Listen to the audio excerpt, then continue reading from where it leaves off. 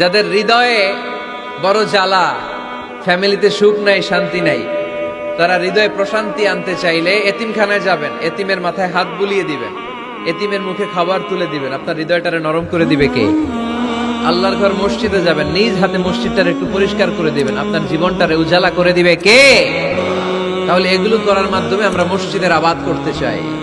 আমরা মসজিদের আবাদকারী হতে চাই কি চাই না? আল্লাহর ঘর মসজিদ আবাদ করার মতো শ্রেষ্ঠ কাজ পৃথিবীতে হতে পারে না। এই মসজিদের কিছু আদব আছে, আল্লাহ রাসূল সাল্লাল্লাহু আলাইহি ওয়াসাল্লাম বলেছেন এই আদবগুলো মেনটেন করে যেন আল্লাহর ঘর মসজিদের সাথে আমরা ব্যবহার করি। মসজিদের এক নম্বর আদব হচ্ছে মসজিদে ওযুর সাথে প্রবেশ করা। কিসের সাথে? ওযু করে পরিচ্ছন্ন হয়ে মসজিদে প্রবেশ করা। এজন্য অপবিত্র অবস্থায়, গোসল ফরজ, এরকম অবস্থায় মসজিদে ঢোকা যাবে? কথা বলেন, ঢোকা যায়? যেই নারীদের মাসিক চলতেছে, মেনস্ট্রুয়েশনাল পিরিয়ড চলতেছে, ওই নারীদের পক্ষে মসজিদে ঢোকা জায়েজ আছে? নাই। তাহলে এটা হলো এক নম্বর আদব। মসজিদে ঢোকার সময় কি করে ঢুকবো? ওযু করে। আওয়াজ করে বলেন, কি করে ঢুকবো? ওযু করে। দুই নম্বর আদব হচ্ছে মসজিদে যাওয়ার সময় সবচেয়ে ভালো জামাটা পরে যাব, সবচেয়ে ভালো পাঞ্জাবিটা পরে যাব। জান তো আপনারা? না সবচেয়ে সিরাটা পরে যান? হ্যাঁ, অনেকের নামাজের জন্য একটা পুরান জামা আছে, সিরা পাড়া, এদিকে হাত উঠালে দিতে দেখা যায়, আছে না নাই? সবচেয়ে সিরা পাড়াটা রাখে নামাজের জন্য, কপাল পোড়া। আর সুন্নাতে খাতনার অনুষ্ঠানে গেলে মাশাআল্লাহ লেহেঙ্গা গায়ে দিয়ে যায়, আছে না নাই? না, আপনি ইবাদতের জন্য সবচেয়ে সুন্দর জামাটা রাখবেন। এজন্য রাব্বুল আলামিন বলেন, ইয়া বানি আদম খুযু যিনাতাকুম ইনদা কুল্লি মসজিদ। ও বনি আদম, তুমি যখন আল্লাহর ঘর মসজিদে ঢুকবা, ও বনি আদম, তুমি যখন নামাজের মুসল্লায় দাঁড়াবা, তোমার সবচাইতে দামি, সবচাইতে সুন্দর জামাটা গায়ে দিয়ে তুমি নামাজে দাঁড়াও। ঠিক কিনা? তাহলে এখন মসজিদে যাওয়ার সময় কি গায়ে দিয়ে যাবেন বলেন? মাশাআল্লাহ, হ্যাঁ, সবচেয়ে ভালো কাপড়টা আয়রন করে, পারফিউম মেখে তারপরে আমরা যাব। রাজি আছেন তো? তিন নম্বর আদব হচ্ছে মসজিদে ঢোকার সময় বাম পা দিয়ে ঢুকতে হয়।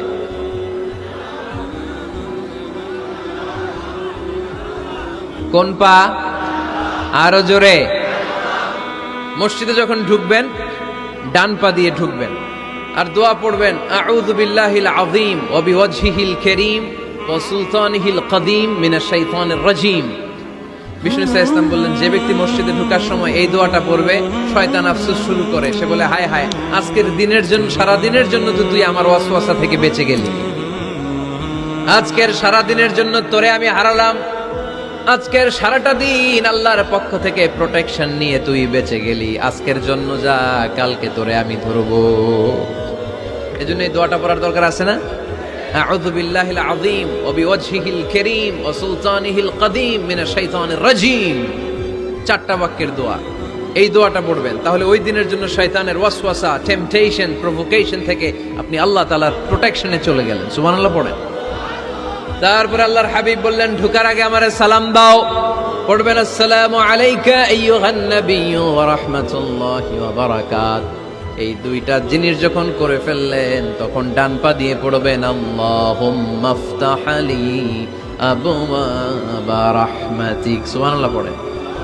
আল্লাহুম্মা আফতাহ লি, ও আল্লাহ আমার জন্য তুমি খুলে দাও, আবওয়াবা রাহমাতিক, তোমার রহমতের দরজা।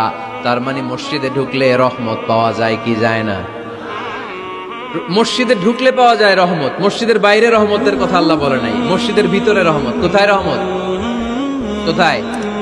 মসজিদের ভিতরে রহমত আছে না?